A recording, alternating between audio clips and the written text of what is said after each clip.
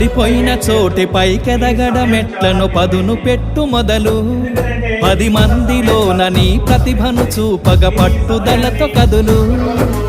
ఏలు పట్టి నడిపించునురా ఎదురైన అనుభవాలు వేల ఏళ్ళు వర్ధిల్లునురా నీ విజయ జ్ఞాపకాలు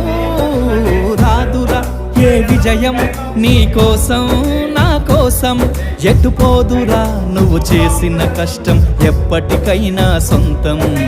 కాలంతో పయనించే వాడికి కానిది ఏముంది